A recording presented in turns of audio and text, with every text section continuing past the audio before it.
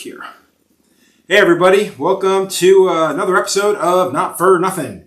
I am here with a good friend of mine, and you're going to see both of us in all the camera angles here, so don't look at anything, just enjoy yourself. I'm going to have you introduce yourself, just tell everybody who you are, and then I'll ask you some questions. Alright, well, I'm Elliot Wells. Some of you may remember some P&Es that I may have done some time ago. I'm a tattooist from the UK. I've been tattooing for around 17 years now. 17 years now? Thereabouts. And it's been pretty much in the UK. Well, that's not true. You kind of... Well, we'll get to that. Yeah, mostly UK, but yeah, bouncing back and forth, I guess. Where are you from originally? Originally, I'm from a really, really wonderful little town called Margate, down in the southeast of England. The southeast of England? Yeah, it's like used to be like a holiday destination for the British people, like Blackpool, if you ever heard of Blackpool. But it's kind of like Blackpool without all the nice lights, with a bit more like homelessness and drugs. But a bit more homelessness and drugs. Charming. Is it considered like an industrial city, or is it more like a seaside city? Seaside town. Very little in the way of industry down there. It does have the port of Dover quite nearby, so you've got the whole ferries to France and Calais and all that sort of stuff. Margate was always a seaside town destination. It has a little fun fair called Dreamland. Is it like a seaside, like one of those little not circuses, but like little attractions? Kind of, yeah. It's got that like kids fun fair thing about it. It has, I think, one of the oldest wooden roller coasters in England. Oh, that's cool. It was really cool. It's not so much. Well, it's shut down for a long time, and it got bought out. And if I remember rightly, there might be someone who ends up watching this that knows better than I do, but from what I remember, it closed down, got bought out. The roller coaster itself is a listed graded building, so you can't get rid of it. Right, exactly. They didn't know that. And then it mysteriously set alight for something so old and made of wood. It did not burn well. Oh, shit. So then they were forced to rebuild it, and it's now reopened as Dreamland again. Oh, shit. Much of a change it's going to make, but there we go. Well, just don't address it in video, but we just... No, we just simply say, let there be light, and fucking there was light. So it didn't burn well. It didn't burn well. No, it didn't burn well. Apparently it didn't burn at all. So, yeah. If anybody noticed, I just changed the light. We watched Excalibur part of Excalibur last night, so I think the green is much more appropriate for Elliot here. Very ethereal. Exactly. Like me. Oh yeah, you're ethereal as fuck. Yeah, magic. Well, let me ask you a question. When you got into how old were you when you got into tattooing? Did you get your first tattoo first, or did you start getting into tattooing? Got my first tattoo first. Actually, I got my first tattoo in a studio that had offered me an apprenticeship, but hadn't told me that it was a paid apprenticeship. Oh, so you had to pay to get in. And I didn't know that. So I went to go to the studio, got my tattoo. Sorry, that's actually a partial lie. First tattoo was done by a guy I wound up working for. This was like my first big work. Right. Which isn't very good. It's gone now. It's covered up, you mean? It's gone. Okay. It's very gone. So yeah, that studio, they weren't very clear about it. I think they tried to charge £4,000 or £6,000 at the time. Oh, wow. Yeah, but it was like, to cover the whole thing, I think it was meant to still be like an 18-month to 2-year apprenticeship. Not like the tattoo schools where it's like, get you in, get you out. Right, exactly. Like a proper apprenticeship. Yeah, but they were still running a bit of a grift and a business through it. And how old were you at this point? 18. Oh, you turned 18. I was 18, yeah. And now, how did they know that they'd want you to apprentice for them? Like, I think I took a portfolio in, and I think I had very little luck going around other local studios to see if I could get this apprenticeship or any apprenticeship, just get a foot in the door. Right. So I took a portfolio in. There was actually another tattooist working there at the time who's gone on to be quite a big name within himself. Okay. Works out in Australia, has a great studio, great tattooer. So they weren't complete rip-off artists. They were good at teaching people, but I didn't have that kind of money. I was 18. I did not have that money. But did you show any kind of artistic... Yeah, I mean, like a lot of us, if you look back on your portfolio as an 18-year-old, in your memory it might be really cool. But if you see it again, it's absolutely fucking horrendous. Yeah. So I'm assuming it was horrendous. Yeah. But I'm assuming I thought it was good enough to try to get in. Yeah. And I guess they thought it was good enough to take a chance, so... Yeah. I'm sure it's still pretty bad. Yeah. Terrific. What was the actual... what was the initial spark like that? Well, my parents. So okay. My mum and dad are both they were quite heavily into like the punk and goth scene through the, I guess, late 70s, mid 80s through to like late 80s. And yeah, just kind of, they had tattoos, like my stepdad had tattoos. I used to go in with them to some of their appointments at a studio. I ended up working in a Ramsgate, quite close to Margate. Okay. So I was always around it to a degree, and didn't have the kind of parents that had that, you're never going to be a tattooer, you're never going to be an artist. They were pretty supportive. Yeah. What did they do at the time? Nothing. Oh, they were just... No. I think that, well, that's unfair to say. My mum has like 4 kids, so it was like stay at home a lot. Oh, okay. By that point, I believe the time I started tattooing, my father was working for, I think, it was a really depressing timeline. You won't want to cut this out, because that's actually the same year that he killed himself. Oh, Jesus, okay. Yeah. I'm trying to remember the timeline of it, because he had a really miserable job. And no one picked up on and signs. It literally had that much to do that it fucked his head up so much. It didn't help, yeah. It was around the same year. I mean, you don't have to cut that out. That's super depressing. Yeah, no, it isn't. It's part of your life. It's part of your growing up. Defining, yeah. So, yeah, exactly. So yeah, he died the same year I started tattooing, but previous to that, he'd been working with, I think it was rehousing ex-offenders, I think. Oh, okay. But we weren't super close. And this is when you're, what, 18, 19 years old? 18. Okay. Now, when you say the punk rock goth scene, is it more of like a music punk rock goth scene, or is it more like just a, what's the word you'd be looking for? Like just a scene, like just a look and Kind of a bit of both, because at the time, I'm sure some of you all have heard of Camden Market. Yeah. So my mum worked in Camden Market. She was selling, my nan owned a vintage clothing shop where a lot of that like sort of recycled clothing for the scene would come from. My mum worked on those stalls and markets selling photos and like interesting bits and pieces. So this would have been late 80s, early 90s? Yeah. Because you were born when? 89. Yeah, I was going to say, you're fucking young. Yeah, 89 so, as much. I don't know, I look it too. Nice. So did having that many kids like kind of slow her down as far as all that's concerned? Oh, I definitely think so, yeah. I mean, you're constantly caring for children. I'm the second oldest. I have a sister who's a few years older than me, 2 younger brothers, not too many years in between us, so it's like a constant slew of having to look after kids. So how many shops did you bounce around to after you started tattooing? Did you stay in one place for a time? Quite a while, yeah. The studio I wound up in, I think I was there for 3 years maybe. Okay. 3 years, and that was like the proper apprenticeship. Right. The apprenticeship proper. Was there for 3 years, then I moved to a studio in Ramsgate called Electric Buddha for around 5 years. Okay. And then I wound up in, I think it was 666 after that. And that's when I met you. Yeah. I met you for the first time in, 2000, excuse me, yeah, sorry, 2000. You, my father. I know, right? Oh my God. It was 2000, was it 14? 15? It would have been, 2000, maybe 16, because I think I left 666 in 2017. Right. It was around a year after I first met you guys on your trip over with Joe and with Tom and Jackie. Right. So that's pretty much like how, like, so when I met you, it was through Tom and Jackie. Yeah. I had been passing through, and I think I did a guest spot at the shop. You did a guest spot. You got tattooed, and I tattooed a leaf for you. Well, no, that was the first time. Was that the first second time? The first time I did a guest spot by myself. Oh. And I ended up doing that interview with some magazine, and Bez did the interview. Yeah. So that was the very first time. Was that a year before the time? Yeah, and that was about probably about 8 months to a year before. Yeah. So, and then my wife had gotten turned on by what she had seen that you were doing at the time. Yeah. And at that time, you were doing the peonies. Yes. Yeah. So it would have been 2015. Okay. And then 2016 that tattooed. Yeah. And then I left 666 in 2017. Yeah, we'll go into that in a little bit. Yeah. If you want. Yeah. I don't want to stir a pot, but fuck it. So the style in which you kind of got really known for was that it wasn't even just straight up Japanese. It was more of just the peonies, and you weren't the only one obviously doing it. No. But whatever you did stood out enough that a lot of people did recognize what you were doing. Did you?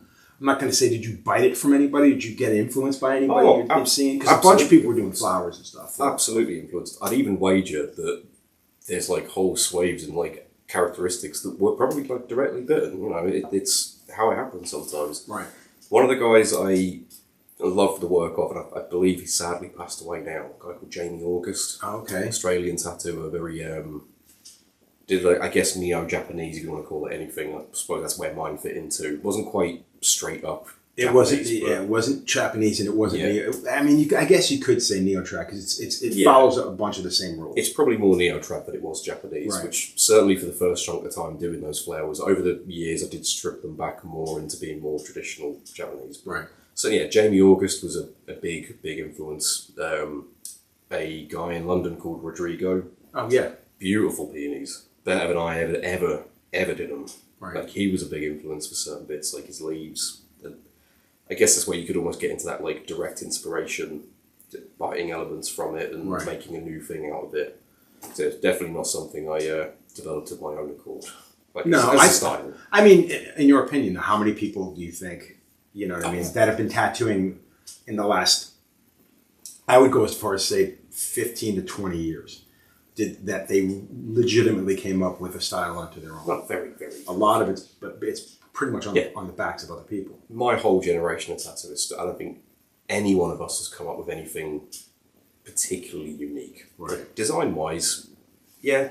I mean, there'll be some things that weren't as prevalent, but then that's also, you know, we were in a generation where sort of there's a bit more of a refined aspect to tools and needles and machines, and Right. maybe not caring as much about what the thing looks like Right. at a later date. So it might feel like you're pushing the envelope, but So now let me ask you a question from that perspective of not thinking about the future of the tattoo. Is that something that you think that maybe, do you think you suffered from that? oh, definitely. And then what do you think is a direct correlation to that? Is it just being so immersed in the moment of trying to create something new and get the work done, or is it because you're so busy and you're just trying to knock through stuff? Like, I think it's like especially when I was doing more of that kind of work, it felt like a certain degree of pressure on my weird middle generation of tattooers to do something new Right. and groundbreaking and, you know, push it as far as we could without really having spent enough time in it to understand the consequences of what we were doing. Okay. So like doing those like teeny tiny patterns and details. yeah, Having now been tattooing long enough to see that come back, and a lot of it of not listening to the older generation, having the kickback of don't tell us what to do. exactly. What do you know? It's like, I fucking got this. Yeah, and then finally now we're in that. Oh, they knew. Oh, they were telling us for a reason. Now I know. Yeah. Now I know to change things, and I'm still experimenting. You know, I'm still trying work now that's out of the style that I do. That Right. I don't know necessarily.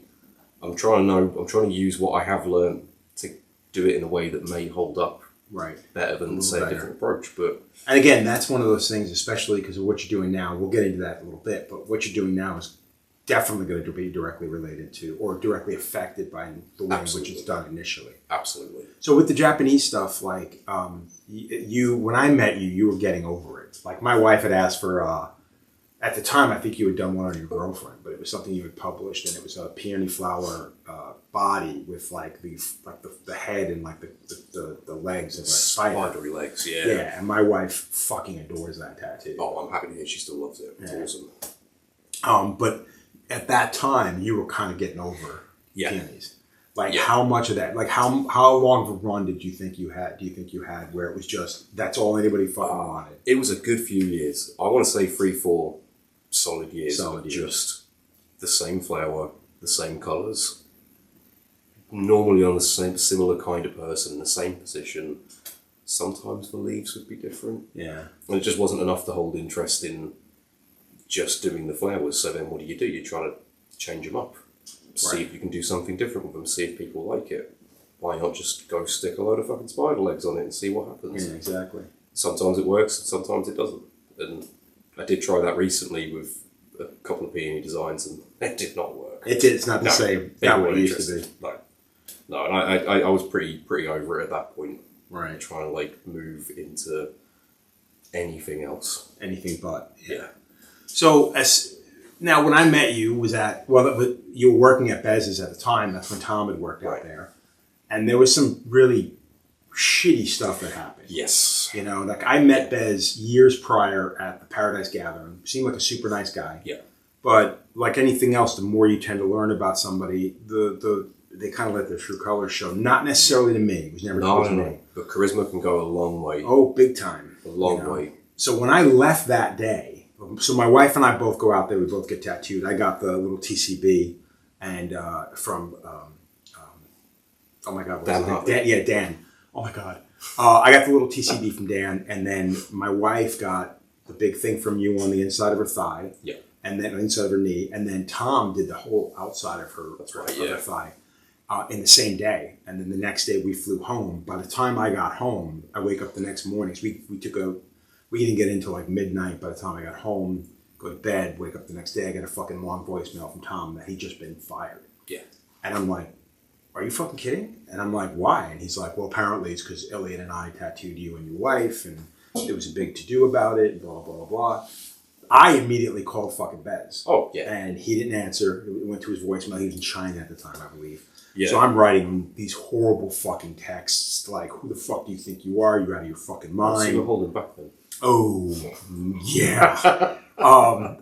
Because I felt responsible. Like my wife and I both, Alethea and I both felt responsible for what had happened to you guys. But I'm sure as well that like Tom's elaborated on it, like that wasn't really the reasoning. No, it wasn't. Yeah. It definitely wasn't the only reason. It was a scapegoat reason. Yeah, it was just an excuse to basically be able to use it. But of all the people that he might have hoped wouldn't find out about it or keep his fucking mouth shut about it, he chose poorly to say the fucking least. Poorly. So yeah, exactly. So Tom sticks out in England for a bit longer before they go up north. You and him kind of had a falling out. We did, yeah. Is this around the 666 time? Yes. Yeah, we definitely were what I would call estranged. I think the way things went at 666 was, I was very much in the thrall of that shop still. I'd not been there for too long. I was unsure of myself. I was going to say, how long have you been tattooing at that time? Ooh, 9 years? 9 years. And you had a really good name for yourself. Now, how much of that, and again, I think this will be helpful to people that are out there. Sure, yeah. And having said that, I don't want to do this like, if you don't feel comfortable in your shop, then you feel, you know what I mean? Like it's, because this is very much like that. Like you said, charisma has a lot to do. I almost said charisma. Charisma has a lot to do with it. And it's one of those, it's one of those situations where, somebody has a bit of control. Like anybody who owns a shop has a bit of control over you. And it's one of those scenarios where if you're young and you don't realize that you can speak out or you can speak up, it's not always about, this is my shop, this is how I want it to be run. There's nothing wrong with that. As a shop owner, it's totally understandable. But when you take advantage. This is the thing. And when you pick apart the time I was at 666, the turnover was insanely high. Anyone that spoke out was bullied or gone, one of the two. And bullied may be the wrong word, but certainly tried to be put back under control or gone. Right. I have never worked in a studio that high of a turnover in a short time period. That was the thing that shocked me too, because again, having known him for just a short time and being who I am, and him not chatting me up, but knowing to keep his fucking mouth shut when it came to certain behaviors. Yes. I was shocked at the turnover, because it wasn't until after Tom had gotten fired that he started telling me, like, yeah, dude, this person's not there, this person's not there, this person's not there. I think 15 people in 4 years, maybe? That's fucking insane. Yeah, it was almost bi-monthly. And depending on who it was who was leaving, like, there was a lot of, if you tried to give notice, you would just get told to leave. Right. Like, just get out. Well, that's, so in the defense of that, that's an old school thing. I mean, any shop I've ever worked in, 9 times out of 10, and granted, I've only been fired the one time, and it was because I gave notice. I basically said, I can't be here, and I don't want to be here. I don't like anybody here. Yeah. My friends are leaving. I'll give you 3 months notice, I'm out. And my next day, my shit was packed up right away. Which would be great if Bez operated the rest of the shop on that old school mentality. Right. But having watched, you watch people leave who did work like this, 2-3 months, and then it starts feeling like it's a personal thing. Yeah. If he really doesn't like you, or if he's aware that you're a draw for the shop and you've got work and money coming in, you're fine to work a notice. If he feels like you're not doing as much, then there's no reason for you to be there. Which shouldn't be. They should be one or the other. No, most certainly. Should be fair. It's just shitty because I think that in a lot of cases, shop owners can take advantage of a scenario where, it's fucking wrong. I mean, it's just absolutely. it's a situation where I get it. It's my way, the highway to a degree, but you got to keep people underneath you, you know, or that work with you and for you happy. Happy at bare minimum. Yeah.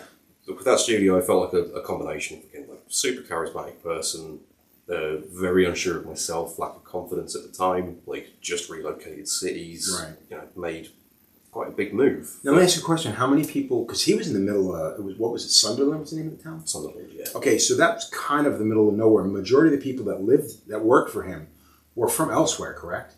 Yeah, like, kind of reasonably close in the area. Like mostly, like some from Newcastle, some from Sunderland. Obviously, I moved from the southeast to work at this shop after a few guest. Yeah, because I mean, he had a name, man.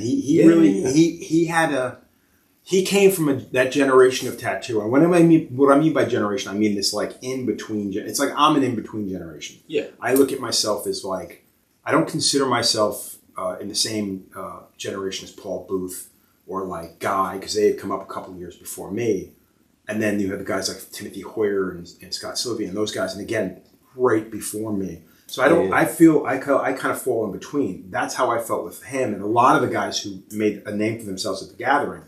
While they were really standing out in what they were doing, they weren't the forefront of that generation. They definitely took advantage of being really good and jumping, but I think that carried a lot of weight. Because like I said, when I went out there, I'm like, oh, it's bad. It's legit. Well, he had a really, solid reputation for himself. But I guess unless you work there, you don't know what he's like. And I'm not saying that he was like that from the beginning. I don't know. I wasn't there. But my experience at the time there, it was watching someone do some pretty awful things to your friends and cost me a friend for a little while. Yeah, exactly. It was only when we weren't explicitly told, but the vibe was if you try to hang out with people who have left the shop in a messy way, you're not to. Yeah. You're risking your job. You get sacked. Never said it outright, so I can't say that was definitely a thing, but that was certainly the vibe I got. I think that's just another controlling factor, because if you don't let people talk, then they're never going to know what the actual truth was. And admittedly, I didn't handle the situation well at all, for a multitude of different reasons, but I didn't handle it well. I didn't handle any of the next sort of year with that Being young and just young and dumb. Kind of, yeah. I had a huge lack of confidence, and it wasn't until doing a few more guest spots and getting out of, because 666 was the first place I worked that was not home. I moved to be there. It was my first big travel. And it was a nice sized shop. It had a lot of people working in it, a lot of talented people working in it, And that's the other thing. I had a lot of friends in the area that I'd made over the few years of being there, so it felt hard to pull away from that. But there was a final straw of just, I think I'm done.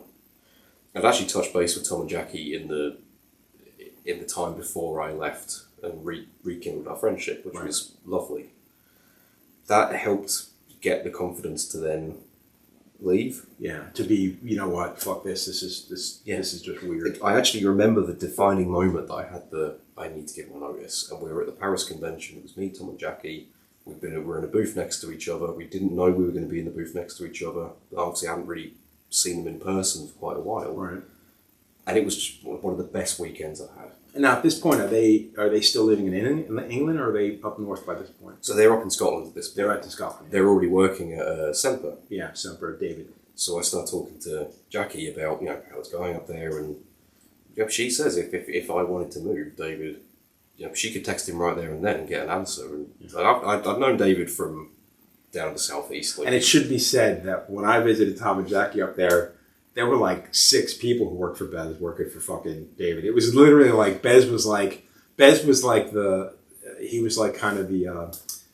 what do they call it here? It's like the farm teams. There was like the farm teams. It was like these are all the southern farm teams that don't ever play professional, and then they make it to the big leagues. That's kind of like David made a comment, like a joking like that. It wasn't those exact words. You're not the only one to point out. It got pointed out online a few times. I think someone jokingly called it 777. I heard that. There was loads of us. There was Tom, there was Jackie, there was Michelle Madison, there was Paul Vander Johnson. He was there for a bit. I was there. There were some tremendous names that came in and out. Yeah, and we all came from one studio. And again, something's wrong with the shop when the only common denominator for all these people leaving is you. Well, apparently Apparently they don't learn no, because, no. I mean, not that I know much anymore because I've completely fallen off of giving a shit about anything in his career. Yeah, But, so. yeah, so it's like you don't really pay much attention. When you got into the business, were you a coil guy or a rotary guy? Was a coil guy. You were a coil guy. Yeah. Because when I met you, you were rotary. So this was a 666. That's when you were doing the rotary. Another little The ego. Which Which is such a fucking appropriate name for his business, was to call it ego. phenomenally. Yeah. They were really weird machines. Like I didn't hate them though. I will no, admit, I didn't hate them. I'm with you. I did. Because I used one or two for a good year. The V1, the disposable. Yeah. Oh crap! That, Yeah. It was I garbage. think I dropped it in the studio where it had just been made, and the thing just shattered. Yeah. You know, That was just plastic. Yeah, and shit. was Yeah. good. There were some later ones. There was like a direct drive one that was pretty good. One of the direct drive ones that I had from him, I used for well over a year. Yeah. You know, not for everything. It wasn't everyday use, but it was like a really nice black and gray machine. And they were good machines. You know, I did use them there. You felt like, yeah. Kind of had to. Yeah. It, again, wasn't directly told to us that we had to, but it's... But even Tom, when I went there, Tom was using the He was, as yeah. well. He was using the egos, you know. It's a funny thing to be made to feel like you're, stress testing a new machine. Yeah. It's all very like, we'll go to you because we trust your opinion on it. But it's more, you just try to get everyone to use your machine because it looks better on you. Well, certainly when you have When a shop that you literally, I supply all the machines and everybody uses my stuff and blah blah blah. Like again, it's another ego thing, you know. Well, exactly, but not that twofold. Yeah, exactly. Had started coils, was on rotaries when we first met. And I think it was my last few months at 666 that I stopped using the ego and broke the coils back out. Right. And there was a big not to do about it. There's a lot of like comments, like side comments. You know, why are you using them? I was like, well, they're loud. Yeah. I don't really remember exactly what was said, but yeah, I moved back onto the coils, which was nice. Nice to get back into them. And Tom helped me out loads with that. So Tom, it's funny because Tom coming up from Papillon here in Connecticut, building machines, you know, like he was putting the machines together that Papillon was then selling. So he has a phenomenal amount of knowledge when it comes to building. You know, like photographic memory of what makes anything. it great. Yeah, what makes a good machine and stuff. And that's what I think I dug the most about knowing Tom and being able to give him something and have him fuck around with it. And when you guys came here, like in 2019 or 18, no, not 19. Yeah. I remember you're ripping with fucking coils, and Tom's like, yeah, man, I set one or two up, but those are his machines, man. And they were fucking brutal sounding, dude. They were fucking brutal sounding. Yeah, exactly. Yeah. Yeah, they weren't the friendliest. Yeah. I don't think they actually felt that bad. They I don't know. sounded, We used them on you that night. Yeah, they were pretty bad. Yeah. But that was late. And again, Tiff used the same machine. Yeah. So these guys did a guest spot here in 2019. It was right around. It was like November to. It was October because we went to a Halloween party. That's right. You guys were here. Yeah. And this is just before COVID. It's like the 3 months before COVID. And dude, he had these machines, and we had some late night shenanigans. We were hanging out drinking. He was tattooing. Tiff wants to get tattooed by him. I think he did a little banger on her. Yeah, I did the Murphy's Law Killer Beer. Yeah, and then you ended up going, I'll get tattooed. So he switches out his machines, and she does a tattoo on him, and then Tom and I get in on it. Which was never pre-agreed. No. I didn't know I was going to be in 3 of them. Yeah, mine was a dragon head that was horrible. Freehand needled the skin. Tom, I don't even know, he did a dagger or something? Tom, I think he tried to do the sword in the old Slayer logo. Yeah. It's got a little like claw hill. Yeah. But and not so good. No. I'll tell you what though, Tom and I tattooed each other that same evening, and they look pretty good. I'm just saying. Good for you guys. They look pretty good. Good for you guys. Mine's like, it's very nice. I got my revenge. I mean, you saw the one I did on Tom's fight. The Dragon Claw Dick. Yeah, the Dragon Claw Dick. I did ask him if he didn't have to get it in the middle of his fight. I didn't suggest that placement. That was entirely on Tom. Nice.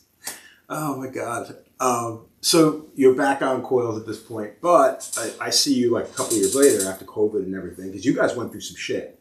And we're only going to touch on it because I hate COVID.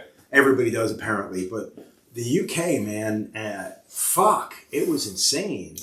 It was something. Like we were talking, like we would get together with Tom, Jackie, Alethea, my wife, and you, and we were doing them weekly almost. It was quite often. But it was like, it started out like once a month, and then it was every other week, and then we would talk on Sundays, and man, we'd be on the FaceTime for like a few hours minimum. Great time. Yeah. But COVID was rough, but COVID did certainly help. The time off was something I think I needed. Right. To reevaluate direction, where I wanted to go, just have some time off, but also abate some issues I've been having, like with hands. Right. Which I'm sure we'll touch on as well. Yeah, we'll get into that after this. But, it was something. It was I secretly kind of enjoyed it. Wow, really? I was off work, right? Well, I could sit around, play video games, paint, and hang out with my cat. I've often said that I probably squandered that time where I should have tried to maybe learn something new about myself. I didn't, because I just stuck to my thick-headed tattooing ways and just did what I do, you know? But you love change. Oh, yeah, not even a little bit, dude. Not even a little bit. But from there, you end up issues with your hands, and you know? So, started getting the sort of early symptoms for carpal tunnel, behaved like an adult and ignored it. Completely ignored it. Didn't even, what happened to me? It got worse and it got worse and it got worse, and to a point where I don't really have feeling left in the tips of the fingers anymore. Yes. Lots of I get a tremor through my thumb. I've already mentioned to you about the sort of impractical approach to getting the surgery to help it with either NHS and not having control over the weight, or private and having to fuck your hand up more to make the money to pay for the private surgery, which makes no sense. And then earlier this year,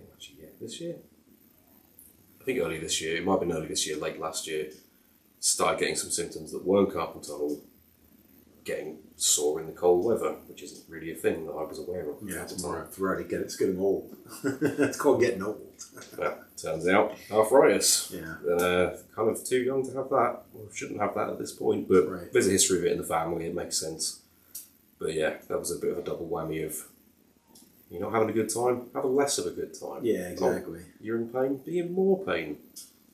So you had started at that point you moved to Edinburgh. You're working over at David Semper for a short time. Yeah.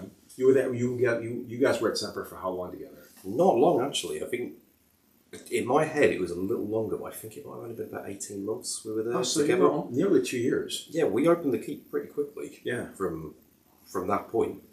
Because I'm sure I moved there in 2017 and we opened up in fact, I moved February 2017. Yeah, so these guys you had started your own little, technically a private studio, because it's not really, it wasn't a street shop because you were in a building, like an arts building, right? Yeah, we had viewed, well not viewed, but we'd seen a couple of places we would have liked to have viewed with a more, like street shop presence. Right.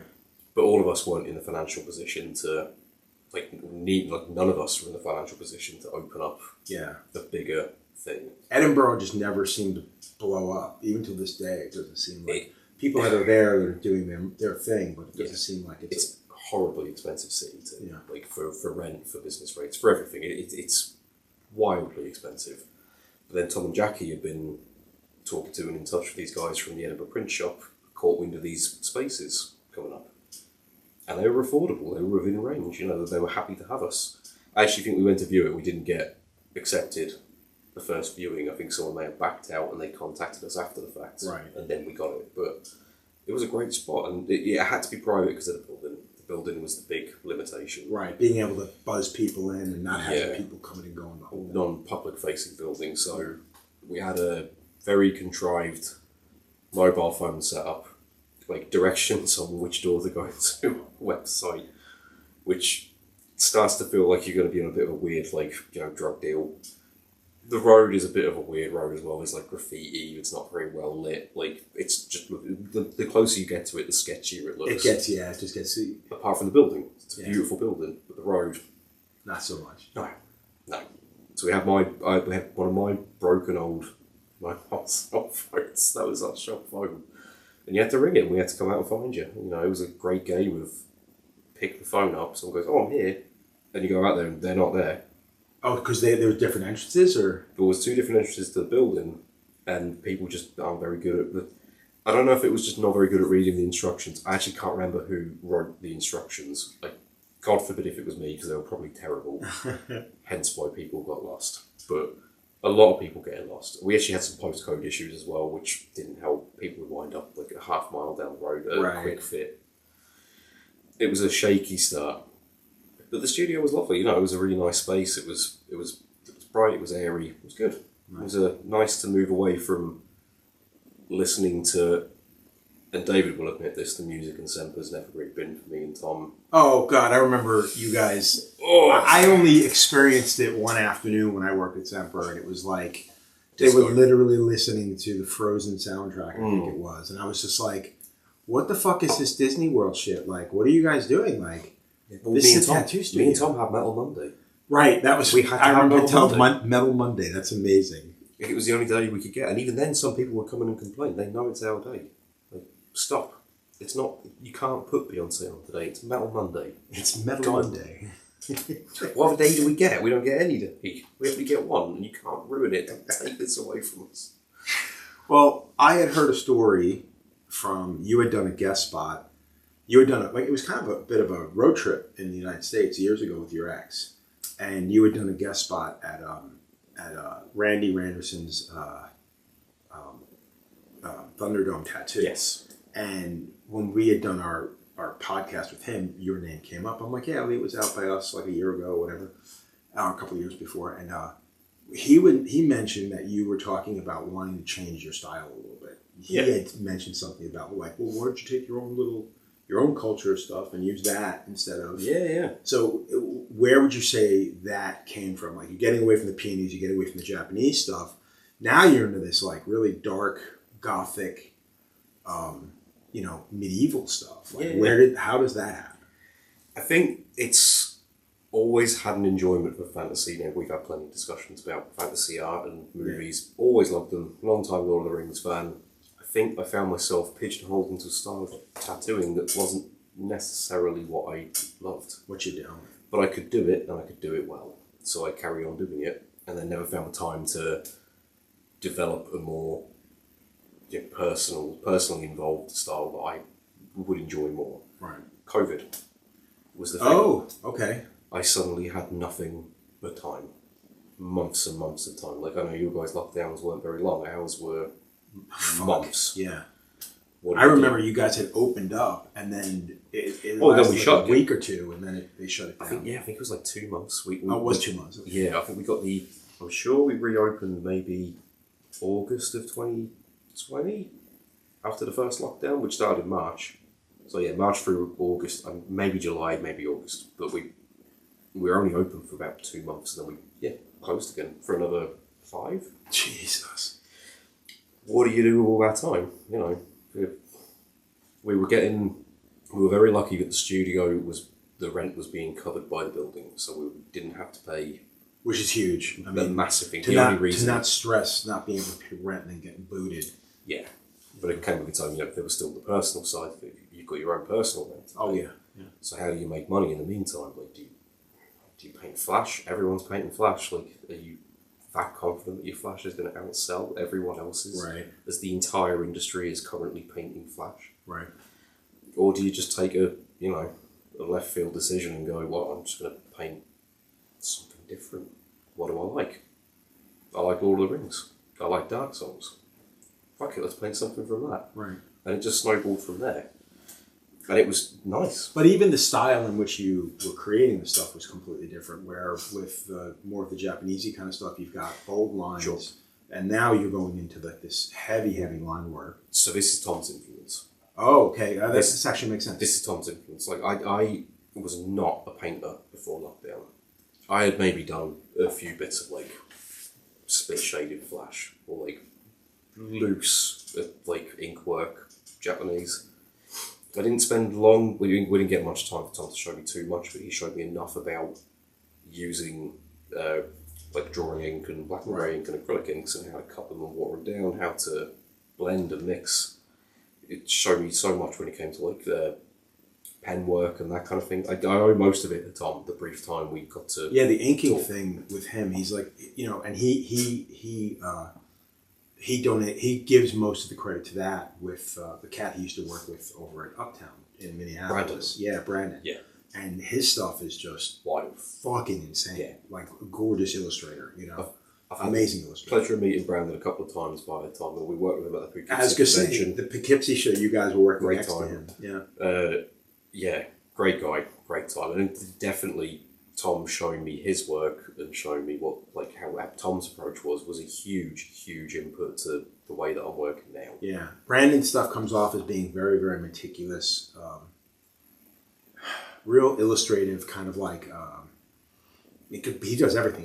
He does animal, wildlife. He does buildings. He does all kinds of stuff. Yeah. Where Tom's stuff is a bit more, I don't want to say comic booky, but it has a different flow, much more like just real creepy, kind of like almost like a Bernie Wrightson comic book artist, like style, and it's your stuff has more of an in between because you don't have, and no offense, you don't have the technical cleanliness of Brandon. No, I wouldn't. But your stuff has that kind of like real kind of like a bit of a flow to it and a bit more of a just kind of a drippy feel. It's not quite as flowy and organic as Tom's. Right. But yeah, not quite as perfectly precise. Now, when you were creating the artwork, was it for artwork or was it the kind of thing that you felt I can make this happen in tattoos? Because we're going to get into what we talked about earlier about mainly for artwork's sake. I don't think I ever really considered it from a tattoo point of view because at that point I still only had what I had in my wheelhouse, which was lines and colour, which really is the same now. Right. It was never considered to be tattooable. I just wanted to do something that wasn't tattooing. Anything that wasn't tattooing. Certainly tattooing peonies. Far from it as I think, getting to what we were talking about before, the technical aspect of tattooing. Like when I had first seen some of the stuff you had done, I was just like, there's no fucking way that's gonna hold up. No. Surprisingly, I will say, over a few years, some of it has held up. Better than you had initially better than I expected. Yeah. There's elements to it that have fallen out, but thankfully as a readable, coherent tattoo, it's still there, and it will still be there. Right. The finer details, where I thought I was being so clever. Not sitting there. Which is ridiculous, because at that point I should know. I should have known. Well, I mean, there's a whole generation of individuals coming down now that are doing tattoos that we all consider to be too small. Yeah. Well, I shouldn't say we all. The individuals that have been doing this for over 10, 15 years, it's entirely too small. You're putting too much detail into such a little tiny area. Yeah. A lot of people don't realize that sometimes, thinner lines, tight threes, singles, all that stuff, if it's not put in properly, they're not. And again, I would never say it can't be done. No, we have decades of Jack Rudy and a bunch of West Coast artists who work predominantly in that style, and they fucking rock it, Yeah.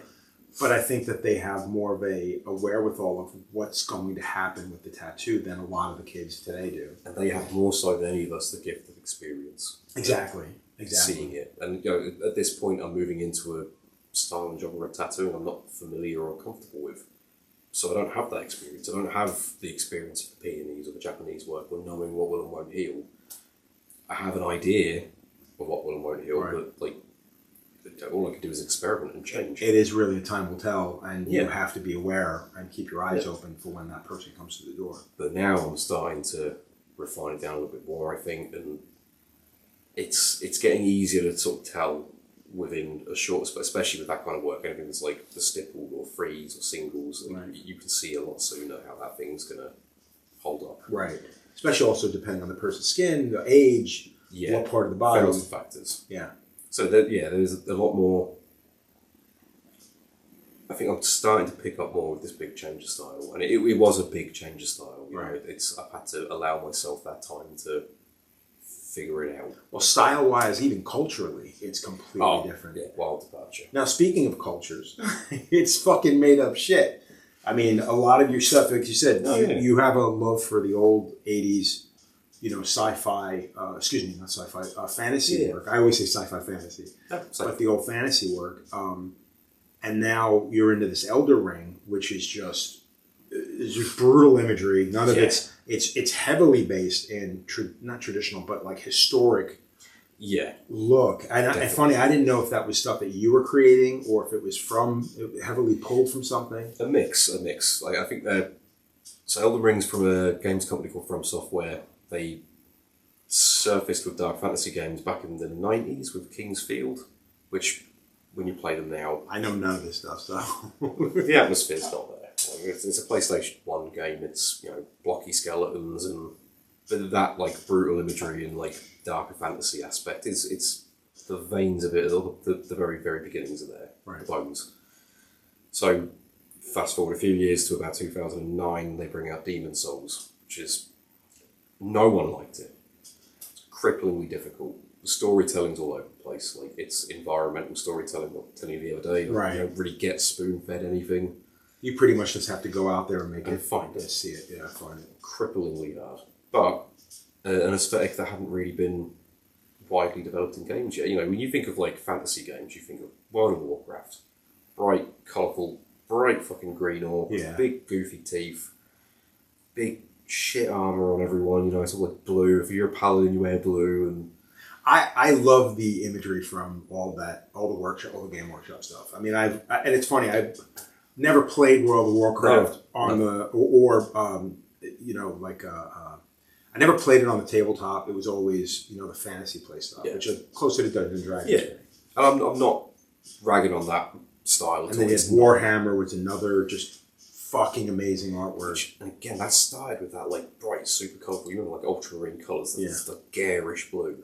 And the way that they went as the years went on, like, I think they may have coined that community coined the phrase the grim dark. Yeah, the grim dark. Yeah, which you always said was a corny. It sounds corny. Yeah, well, it sums it up. But what I loved about the Warhammer stuff is, like, if you'd ever seen the movie with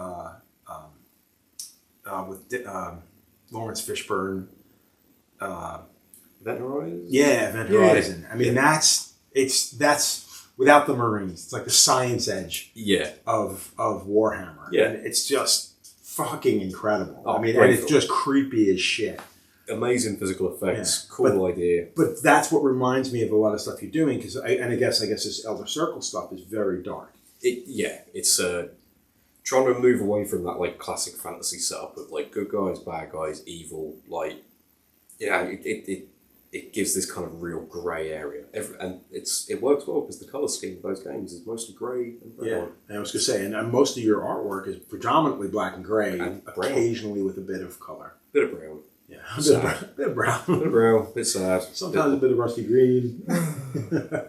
You sigh when you look at it. You don't know why. Well, how much, like when you have stuff with, like, the guy covered in moss and shit, and he's got arrows sticking out of... Yeah. How much of that is you and how much of that is the game?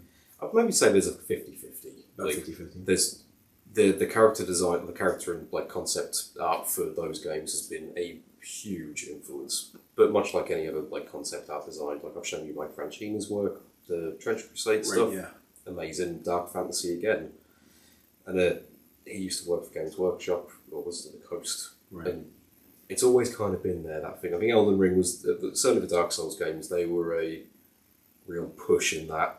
I think you found what you really like. Right. When I watch Lord of the Rings, I prefer the orcs over the soldiers of God. Well, you did a lot more with the Witch King and images with him. The darker stuff's way more fun. Yeah. Well, it's also, it tends to be much more pleasing to the eye when it comes to spiky and just really brutish and, like, where the men and the heroes in Tolkien's fantasy tend to be more in the way of, like, elves and wizards and much more like more natural. And the biggest thing for that is I'm terrible at faces. So everything's got a fucking helmet. I can put a helmet on it, or I can hide that face. Yeah, or just not put a head on it at all. Yeah, you don't have that scope with the heroes. You have to do. I can't give you Aragorn with his. It's true because it always comes off. I think the difference is like where the villains are always more about the overall anima, like what the appearance, not the appearance, but the energy they put off. Yeah. Where when you look at somebody like who's more of a hero, it's more about the, how comely they are and how charismatic they are. Can they look kingly? Exactly. Lordly? Kingly and lordly versus dastardly and dangerous. Sauron's just evil. Yeah, like, exactly. The armor's cool, but he's evil. Yeah, exactly. Yeah. Yeah, but it is mostly down that I can't do faces. Right. So now, with where you're at now, why don't you Yeah. explain to people like how did the illustration side come up? Because now you've been saying the last couple of days that you've been here that your hands bother you more. You don't like to tattoo as much as you used to.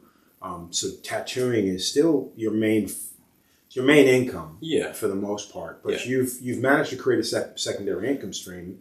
How did you do that? Just this was again developing from surviving through COVID, illustrating, trying out new things, doing commission work effectively. Right. You tell me what Dark Souls character you want, I'll paint it. And then I think it was the second lockdown was the first time I sat down and really tried my hand at like a character design, something that I hadn't necessarily seen in a game, but probably wasn't venturing too far from what you the source material and the influence. And it was a mushroom covered knight, and it was I remember this. Yeah. the first one I did, and it was so fun to draw. And then getting to paint it was using what a lot of Tom had shown me. Still in this like COVID lack of income, no tattooing, like where can I make something of this? Right. At the same time, I've been trying out some architectural stuff. So I painted the Tower of Barad-dûr from Peter Jackson's Lord of the Rings. I painted a cathedral from Dark Souls. Was happy enough with them, and people had asked, "Are you going to make prints?" So I took a chance and I made the prints. I didn't go out of my way to order in loads. I went down a fulfillment company sort of line. So you place your order. So you pretty much like it's print to order pretty much. Yeah, I didn't have the income. It was COVID. I didn't have the income to spend out. So it started there and just kind of snowballed. Like I had more ideas pop in my head of what I could do, more characters from games I wanted to paint, more Lord of the Rings buildings I'd like to paint, and just kept up with that. I never went back to full-time tattooing after COVID. And you were able to just keep picking up these like jobs. Keep picking up. Well, mostly it was prints. Prints was where I was making. Okay, the artwork, yeah. So jobs, like little commission jobs, started rolling in maybe in the last like year, 2 years. Like a few apparel companies and nothing like major, no major like commercial jobs at this point. Until late last year, I was contacted by a publishing company called Tune and Fairweather, who were making this lore book for Elden Ring, which fucking dream. Got your name written all over it. Oh, and his approach was, the way he contacted me was, we would like to work with different artists from different backgrounds, and it seems like from what we want, tattooist, and actually he's now gone to do another book with another tattooist just after doing Swing with me.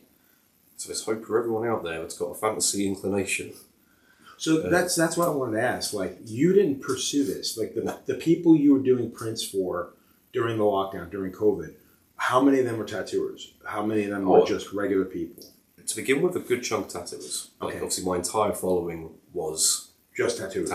That's why I wanted to know how big did you pursue the fantasy crowd, or is their network so vast or so tight that they were able to, that the word spread about you? At first there was a healthy crossover. Like there's a lot of nerdy tattooers out there that like Lord of the Rings and Dark Souls and World of Warcraft, whatever you like. I mean, there's a lot of people out there that appreciate that stuff anyway. So that was a good, healthy sort of stream of people getting stuff.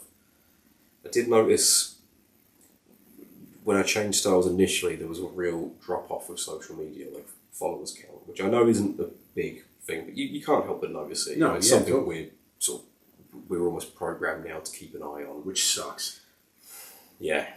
And I'm not going to complain too much because I do have a healthy account that I can reach people. Yeah, you can't really afford to complain too much. Your stuff gets out there. It's doing well. Like I'm not going to get too whingy. But I feel like I went through a period of replacing the follower count of tattoo-related people with the more fantasy like related people. Right. I lost a lot of followers. I stopped doing the work I was known for. If you followed me for peonies and you have no interest in what Sauron's fucking arm looks like, or trousers Sauron wears, why would you still follow me? Exactly. And that's entirely fair enough. But then you get a new person following and take their place. Right. So it's never really grown as an account, but it's certainly leveled off. That's all I ever needed it to do. Still have a good following. I feel like it is more fantasy interested people now than tattooers. So to get into the project that you've pretty much just finished and it might turn into something else, why don't you tell people what that's about? Is in the book. Yeah, the book, the actual book. So the book was written by, to the rise of like free time with COVID, YouTube law, which we all know and love, listening to whatever law we can. Right. So there's a guy on there called, I believe his YouTube handle is Smoketown. He covers a lot of like Elden Ring lore. So is this actually law verbatim, or it's not, or is it fan fiction? A bit of both. Okay. Like lore of identifiable things in the game, but certainly with a protection of your own little spin. Because only so much. Because I think if I remember correctly, they only give you so much to work with. Oh yeah. And then so there's room to play around. It's very like a lot of it's environmental. None of it's ever. Very little of it is said directly. This is what the story is. Right. So a lot of this is, this YouTuber's interpretation. So I'm guessing at some point in the past he gets approached by Tune and Fairweather, who have released several books like this. The owner of the company, he wrote a book on Dark Souls. Right. Same again, personal interpretation of it. So they've got this project running, and they get in touch with me to do a certain amount of artwork for the book. I believe the front cover, the back cover, slipcase designs, spine designs, some key art within the book, alongside 2 or 3 other artists who are all incredible in their own rights. And it just developed from there. Like, I have an Instagram message from this guy going, oh, do you want to work on this? Or do you want to have a conversation about this? Never, anyone that knows me getting in touch with me, I am not good at replying. Terrible at it. This, you replied immediately. This guy... This ain't an appointment. This is legit. This is like panic texting back. This is the big leagues. Yeah, this is my first published work. I've never been published in a book. I've never worked with I've never had to have work meetings, business meetings on Slack. I don't know where any of these things are. But it's a breath of fresh air. It's so structured, and I'm just getting told what to do. I want you to do this drawing, in your way. Yeah.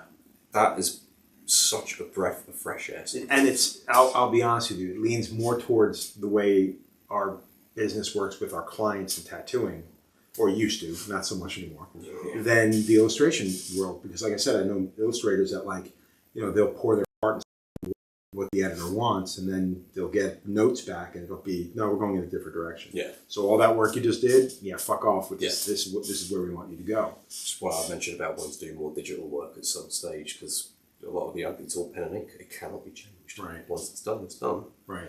But it was a great project to work on. It actually wrapped up 6 months ago or so. Right. And then, so I'd seen a bunch of the stuff that you've done. You actually got the slipcase for the actual. Yeah, I haven't got it in my hands yet. I've seen the production photos and the dummy production copy, which looks fucking amazing. Not to toot your own horn, but. It looks great. I cannot wait to hold a copy of it. That's it's a very big moment for me to have that be my first published thing, and it be something I'm so invested in personally. Right. And who knows from there? It might evolve into more projects. I don't know, but it's a good first step. From there, I'll tell you about people like IX Gallery. Yes. In touch with me. So in the States here, not too far from here in Pennsylvania, it used to be called the LuxCon. Yeah. And it's basically an illustrators convention. They bring in people from all over the world. And the one time I'd been to it, they had original Doré prints. I don't know what they can do. They're stone lithos, I guess. Yeah. Or prints. And the originals are sitting in there. The books, the original books. It's an amazing convention. It's in Reading, Pennsylvania, and it's just an incredible art show of these illustrators from decades back. It's incredible up to today. And you, fucker, got invited to it's a juried show. It's a juried show. So there's no guarantee you'll get in, but they came to you. You didn't go out to them. No. So Patrick, that runs the IX Gallery website, contacted me off the back of a post in a Facebook group called Old Fantasy Art, where you can put in vintage art, I think Tuesday to Sunday, Monday's personal work day. As long as it's got that hand-done, more traditional, no digital, no AI. Which is actually a lot of fun to say, because everything for the most part, 98% of what you do, 99 is physical, medium. I've not been very good at digital. I've tried, not hard enough, granted. I've not sat down I had the typical, I couldn't do this right away, so Right. fuck this, it's stupid. I should be good at it now. Yeah, exactly. If I can't master it in an Immediately, afternoon, why am I wasting my No, time? I've got a busy man. I've got naps to take. You got things to king, I think, to do. Got no tattoos to do. You know? What do you want? So he gets in touch with me on the back of this Facebook post, and yeah, I've got like a little artist gallery on the website. I've got a month-long exhibition coming up December 1st through 31st, and the potential to appear in a physical showing alongside some of these phenomenal artists. That's incredible. Out of my depth is the only way to sum it up. But lucky as fuck. Lucky as fuck. Out of my fucking depth. And now an immediate pressure to get better at what I'm doing and make sure that I do nothing but get better. That's a nice. It's good. It's stressful and not, because the fact that you just kind of did your thing, and Do you know how it feels? It feels like the first year of tattooing again. Oh, that's First nerve wracking 4 years. and exciting, because it's still a time that you just can't wait to see how it ends. Yeah. Or see where it goes. And it's so nice to have that feeling back. Yeah. After not having it, we're in between COVID and like physical issues, and we all know that the industry's changed somewhat, and it's not quite got that thing. The same feeling. Whereas this feels like it's got it again. Even if it doesn't go anywhere, it's just nice to have that feeling again and to know that I made it a certain way into it. Right. And like you say, lucky as fuck, there are guys out there that deserve these things way more than I fucking do. Yeah, I'm sure that there are a lot of people, a lot of illustrators out there that are fucking grinding their teeth if they happen to watch this. Oh, I'm sure. Yeah. Happenstance and luck has been it. Yeah. And I'll be honest with you though, I mean, I'll take it. that's a lot of this industry happens to be a lot of just that. I mean, there is an insane amount of hard work that goes into a lot of the people that have made a great name for themselves in this business. That is never going to fall shy.